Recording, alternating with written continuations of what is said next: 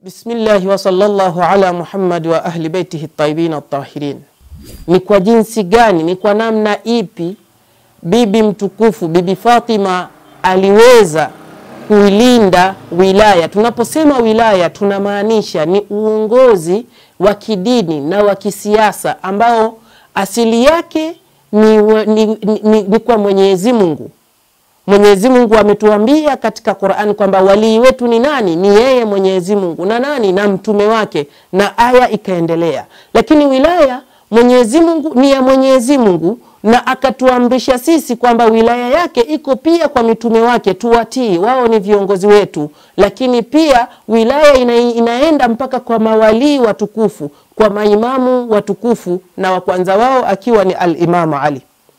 Tunafahamu wote yaliyotokea baada ya kufa bwana mtume Muhammad sallallahu alaihi wa alihi wasallam. Je, ni ipi dauru ya Bibi Fatima, bibi huyu mtukufu, kiongozi wa wanawake wote ulimwenguni, wa mwanzo wao mpaka wa mwisho wao? Aliweza, maana aliziishi zama hizi, alisimama vipi katika hali kama hii? Kwanza kabisa tukianza na nukta ya kwanza ya Bibi Fatima ni kwamba baada tu ya kufa baba yake, na watu wakatoka wakajikusanya walikojikusanya na wakamchagua wao waliyemuona wamchague yeye. Bibi Fatima alipopata taarifa hizi alisimama na kuwaambia, ya ma'shara al-muhajirina wal ansar, enyi muhajirina na ansar, mmefanya haraka kuzima nuru ya Mwenyezi Mungu na kufanyaje, na kubadilisha sunna ya bwana mtume. Kwa sababu gani? Kwa sababu swala la wilaya, swala la uongozi wa Imam Ali, bwana mtume alishalitangaza tangu siku ya kwanza alipokwenda kuwahutubia watu katika da'watu dhul ashira.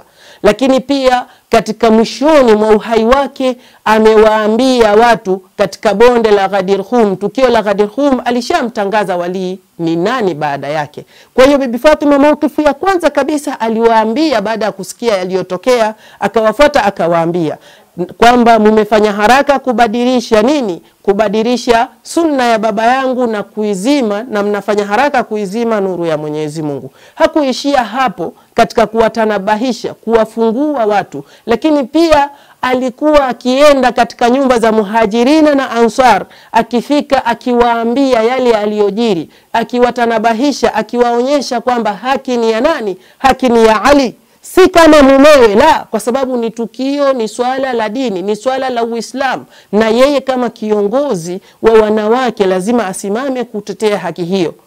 Waliokuwa wakiambiwa, baadhi walikuwa wakisikitika na wengine wakilia, lakini wafanye nini? Wameshafanya walioyafanya. Wamesimama wakamtawalisha kiongozi bila hata kushirikisha nyumba ya bwana mtume. Lakini pia katika tukio lingine la kuonyesha namna gani Saida Zahra amesimama kuilinda na kuitetea wilaya ni katika tukio ambalo baada ya kwamba wameshatoa bai'a baadhi ya watu, kikundi katika kikundi cha Waislamu wameshatoa bai'a, kukabaki kikundi hakikutoa bai'a. Katika wao ilikuwa ni nyumba ya mtume, haikutoa bai'a kwa kiongozi yule aliyokuwa amechaguliwa.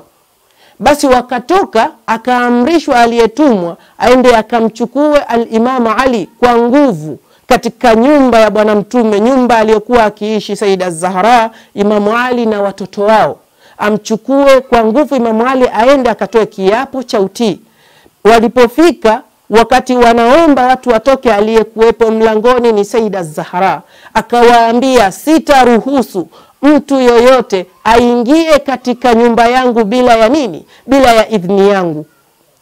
Yakatokea yaliyotokea, wakaidhulumu nyumba ya mtume walivyoidhulumu, na hapo akapata tabu binti wa mtume, akasukumiwa mlango ule ukamuumiza katika tumbo lake, akiwa amebeba ujauzito wa mwanawe wa mwisho ambaye alikuwa ameshatabiriwa jina la Muhsin, na ujauzito ule ukatoka kwa machungu makali, na hiyo ndiyo sababu ya nini?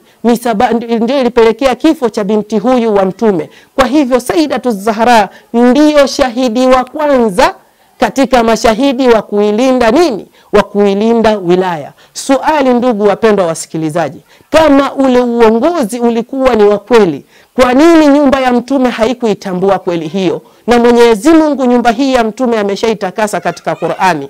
Kama ulikuwa ni sahihi uongozi ule, kwa nini watu wa nyumba ya mtume wasishirikishwe katika shura hiyo? Kama ulikuwa ni sahihi jambo lile, binti wa mtume ambaye mtume anakasirika kwa kukasirika kwake, na kukasirika kwa mtume ni kukasirika kwa Mwenyezi Mungu, anakufa akiwa amewakasirikia watu wale. Je, Uislamu ni dini ya Mwenyezi Mungu na shina lake na asili yake ni katika nyumba ya mtume, hawayajui maslahi ya Waislamu na Uislamu? Kwa hivyo ndugu zangu wa Islam, tumeona ni jinsi gani Saida Zahara ameitetea wilaya, na yeye ndiyo shahidi wa kwanza katika mashahidi wa kuitetea dini ya Mungu, wa kuitetea wilaya hii ya al-Imamu Ali. Kwa hivyo ndugu zangu wa Islam, tutosheke na hayo. Walhamdulillahi rabbil alamin.